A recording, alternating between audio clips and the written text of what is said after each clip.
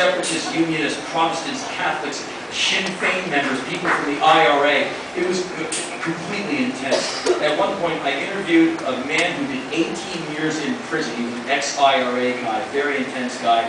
And I thought we'd have a very interesting socio-political interview. And we're walking down next to a river. The film crew was walking backwards. And I said, so, what were your responsibilities in the IRA? I kidnapped people.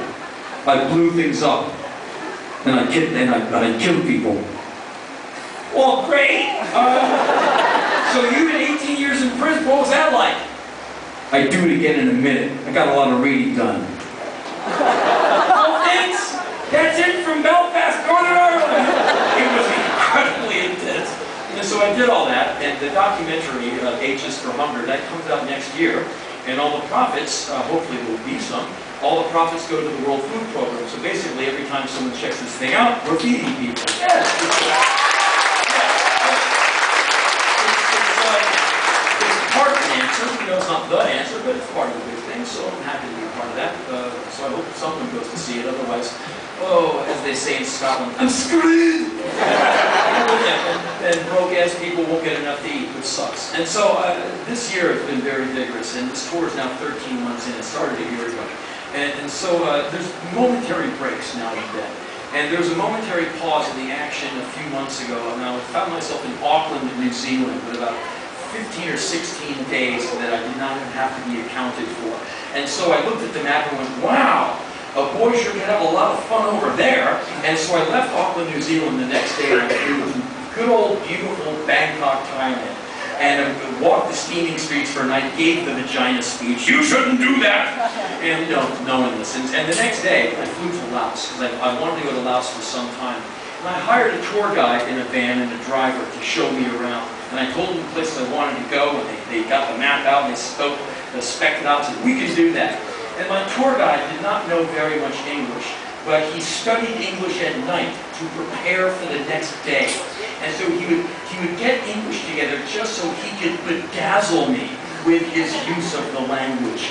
And so at night he'd come up with new things to say. And in the morning I'd see him in the lobby, and I always knew when he was going to lay some new bit of English on me because he would crouch. And I'd get this look on his face like, I can't wait to say this. And he would kind of lunge forward when he would say the new phrase. And on day two, it was like 6 in the morning, I staggered in the lobby to get to make some epic drive to go get her and Jan. And I walk in, I see this guy, I'm like, hey man, what's happening? He's like, oh no, here he comes. He did a few weird things the night before.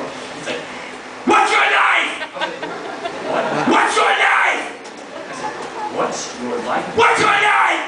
I said, stop. What's your life? It's too early for me. What's your life? Like, what's my life? Wow. Wow, there's an answer in there somewhere, but I'm going to have to start smoking dope to find it.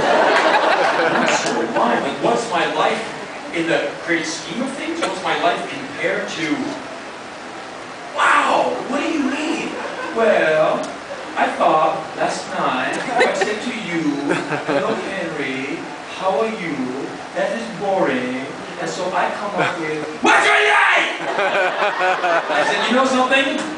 I like you. And so we got in the van, and we're driving to a place called the Plain of Jars. Look it up on the internet. It's an amazing place. I've wanted to go there for years and years. You'll see, big jars. Placed there by giants. No one knows who put them there.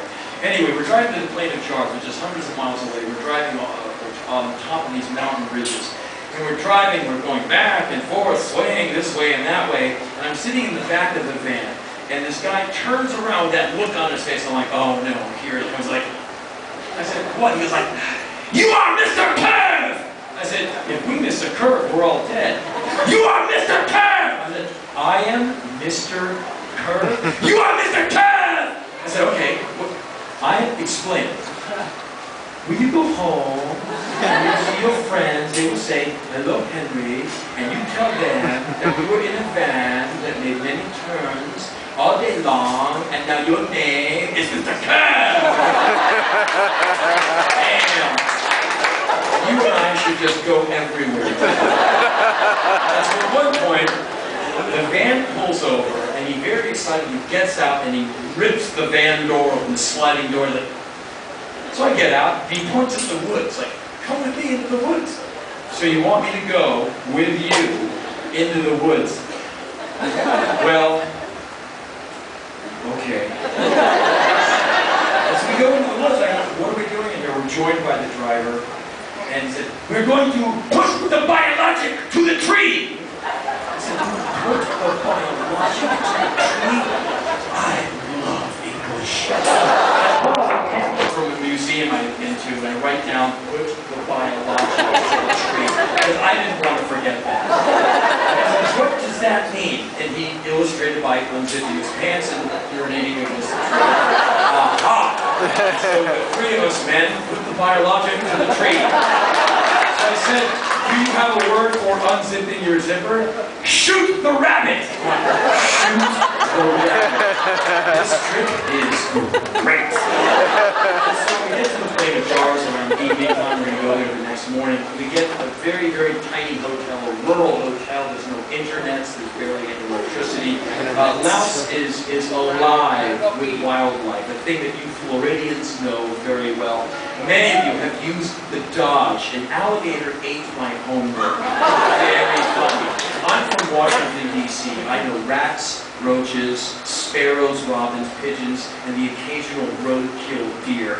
Here, eastern diamondback rattlesnakes, sharks, mosquitoes, and all kinds of devilish creatures that can drag you away in the night and eat you alive. Keeps the blood thin.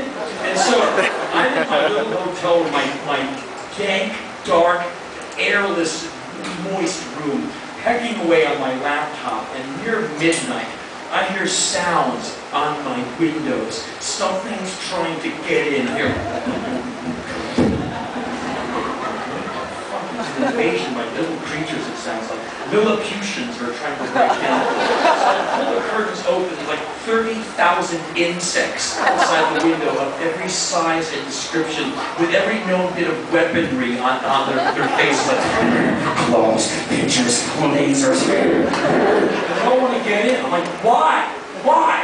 Why am I talking to a bunch of bugs? With three birds, I go, I live to get in there. And I don't want them in there because they're too damn big. They're big as Pop-Tarts. I make sure all the windows are closed, the door is closed. And I open the front door of my hotel room just for a second. There's a praying mantis like this. And I'm like, ugh! And they actually turn and go like, no! Survive this night. And so I go back to the desk, and I'm pecking away at the laptop, and I hear, an insect has gotten through the wire. And I look up, and there's an insect the size of an ashtray with one of my socks in its mouth. Give me back my sock, you bastard! And this insect is trying to find the lamps, the lights. And it hits the light, bounces off the lamps, lands on its back, on my laptop, on the P key. And so, and it's struggling. And I look down and feel nothing but sympathy for the bug. Because that's the first 38 years of my life. Help me! And so I offer the bug my pen. I want to help it, but I don't want to touch it. That's like my history with women. They want to help, but no! Anyway, I offered my pen. The pen surface is slick. The bug is like hard and kind of like porcelain, so the bug slides off the pen. I'll be right back. I'll be right back.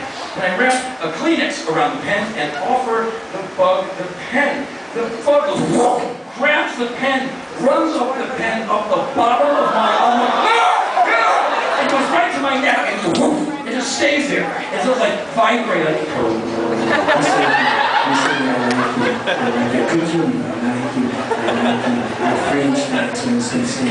it's just like giving me little bits of bug love. But truth be told, it felt pretty good. Man alone in mouse with a bug. Like, and then I come to my senses. And I knock it off me. It falls on the ground. And I don't know why I feel the need to kill it. It must die. And it's unexpected. Die, fucker, die! And the bug thinks I'm trying to save it. Every time I put my shoe on, it grabs like, thank you! Ah! Oh, you're saving me!